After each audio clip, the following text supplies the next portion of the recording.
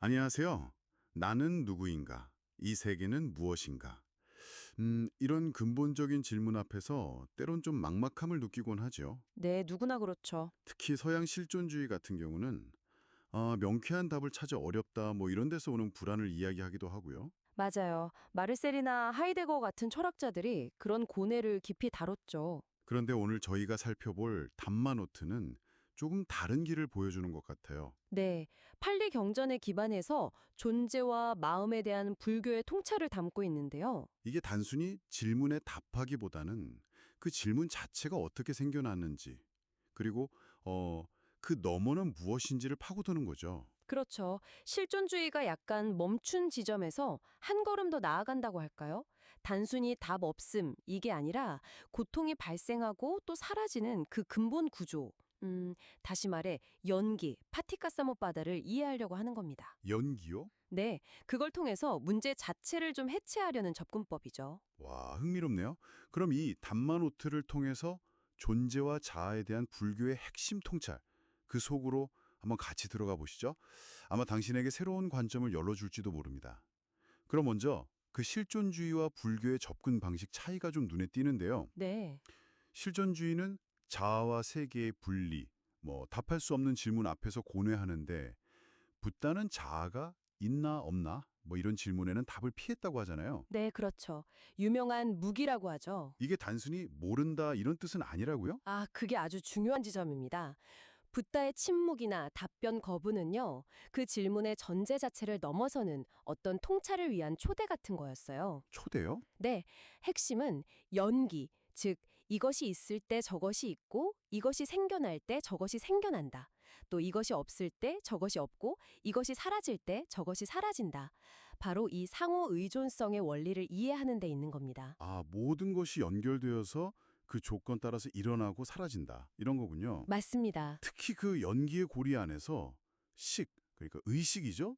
그거랑 명색, 관계가 아주 중요하게 다뤄지는 것 같아요. 네, 아주 중요하죠. 경전에도 의식은 명색에서 되돌아오고 더 멀리 나아가지 않는다. 뭐 이런 구절이 있거든요. 아, 그러니까 의식과 명색은 서로가 서로를 조건으로 해서 거의 동시에 발생한다고 봐야 해요. 동시에요? 닭이 먼저냐, 달걀이 먼저냐 할 수 없는? 네, 그런 순환적인 관계죠. 어느 하나가 다른 하나를 일방적으로 만드는 게 아니라는 겁니다. 아하. 그럼 그 명색 이부터 좀 더 자세히 봐야겠네요. 이게 보통 정신과 물질 이렇게 번역되곤 하는데 이 자료는 그 번역을 좀 비판하더라고요. 네, 그 번역이 오해를 살 수 있다고 보는 거죠.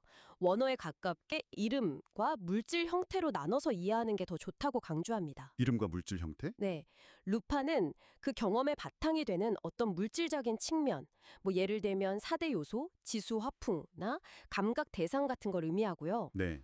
그리고 나만은 그 루파에 대한 경험의 내용이랄까요? 그러니까 느낌, 베다나, 인식, 썬냐, 의도, 체타나 같은 정신적인 요소들을 가리킵니다. 아, 그럼 루파가 약간 경험의 바탕이라면 나만은 그 경험의 내용 또는 겉모습이라고 이해하면 될까요? 네, 좋습니다. 그렇게 이해하시면 아주 좋아요. 이렇게 경험의 바탕과 내용이 상호작용하면서 우리 경험 세계가 펼쳐지는데 이 경험을 계속 만들어가는 힘이랄까? 그런 조건들이 바로 상카라와 관련이 깊겠군요. 그렇죠. 이것도 근데 단순히 업이라고만 볼 수는 없다고요. 그렇습니다. 상카라는 훨씬 넓은 힘이에요. 어떤 것을 형성하고 또 조건 짓는 모든 힘. 형성작용 또는 결정 조건이라고 이해하시면 됩니다. 형성작용, 결정 조건. 네. 그래서 불교의 핵심 통찰 중 하나인 모든 형성된 것, 쌍카라는 무상하다, 아니짜. 이 말로 바로 이어지는 거죠. 아, 그 유명한 구절이요? 아니자, 무상. 이것도 단순한 변화나 흐름 이상의 의미를 짚어주는 것 같더라고요. 맞아요.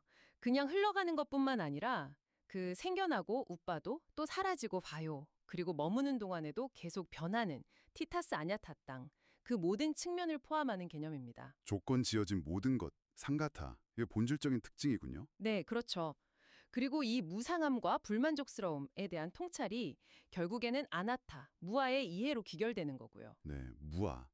무아라고 하면 흔히 그 술의 비유를 떠올리는데 이 노트는 그 비유의 한계를 좀 지적하더군요. 아, 네. 그 비유가 좀 문제가 있죠. 부품을 분해하면 수레가 없는 건 당연한데 그건 그냥 파괴 가능성을 보여줄 뿐이지 실체가 없다는 의미를 온전히 담지는 못한다. 특히 나라는 경험에는 적용하기 어렵다. 뭐 이런. 정확합니다. 그게 핵심이에요. 아나타는 단순히 자아가 없다는 어떤 형이상학적인 선언이 아니에요. 아, 그런 게 아니군요. 네. 그보다는 우리가 나라고 여기는 오온 있잖아요. 그걸 포함한 모든 경험 현상들이 본질적으로 무상하고 아니짜 또 불만족스러우며 고정된 실체로서의 나 또는 나의 것이라고 할 만한 게 없다, 않았다는 것을 통찰하는 겁니다. 통찰이요. 네. 이런 통찰을 통해서 나라는 존재가 있다는 그 잘못된 견해, 그걸 싹가야 디티라고 하는데 거기서 벗어나는 게 중요한 거죠. 그 느낌, 베다나에 대한 언급도 좀 인상 깊었어요. 즐거운 느낌조차 결국에는 불만족 두카의 성질을 벗어나지 못한다. 네, 그렇죠. 그래서 진정한 행복, 그러니까 열반, 니빠나는 이 느낌 자체가 소멸된 상태라고요. 네, 맞아요. 그래서 경전에서는 느낄 수 있는 것이 아무것도 없는 것. 이것이야말로 즐거움이다. 이런 식으로 표현하기도 합니다. 와, 경험 자체가 이미 조건 지어져 있기 때문에 근본적인 안식처가 될 수는 없다는 거죠. 그렇군요. 마지막으로 이 모든 괴로움의 뿌리라고 하는 무명, 애비자 있잖아요. 이게 단순한 지식 부족이 아니라 사성제나 연기법 같은 근본 이치를 모르는, 뭐랄까, 구조적인 무지라고 설명되네요. 네, 맞습니다. 그냥 모르는 게 아니라 자기가 뭘 모르는지조차 모르는 상태. 아, 네, 그렇게 겹겹이 쌓인 무지라고 볼 수 있습니다. 구조적인 문제인 거죠. 반대로 비자는 이 무명의 구조 전체를 그냥 뿌리 뽑고 깨달음으로 이끌고요. 와, 오늘 담마노트를 통해서 존재와 자아에 대한 불교의 정말 깊이 있는 분석을 맛본 것 같습니다. 네, 상당히 깊죠. 실존적 고민에 대해서 그냥 정답을 제시하기보다는 경험과 고통이 발생하는 그 구조 자체를 이해하고 해체하려는 접근 방식이 굉장히 새롭게 다가오네요. 네, 맞습니다. 핵심은 결국 연기, 퍼티카 사뭇바다, 이 상호 의존성의 그물망 속에서 모든 현상, 그러니까 나의 경험마저도 고정된 실체 없이 않았다. 끊임없이 변해가고 있다 아니차라는 것을 꿰뚫어 보는 데 있습니다. 그렇다면 우리가 나라고 느끼는 이 감각은 어쩌면 실체가 있어서가 아니라 그냥 끊임없이 흘러가는 경험들을 이건 나의 것 마마라고 이렇게 움켜쥐려는 행위, appropriation 그 자체에서 비롯되는 건 아닐까? 뭐 이런 생각도 드네요. 오, 아주 중요한 통찰이십니다. 그렇다면 이 구조를 이해하는 것이야말로 그 집착에서 자유로워지는 첫걸음이 될 수도 있겠군요. 네, 바로 그겁니다. 이 깊은 탐구에 대해 당신은 어떤 생각을 떠올리셨나요? 오늘 저희가 나눈 이야기들이 당신의 마음에 작은 질문 하나를 던졌기를 바라면서 다음 시간에 다시 찾아뵙겠습니다.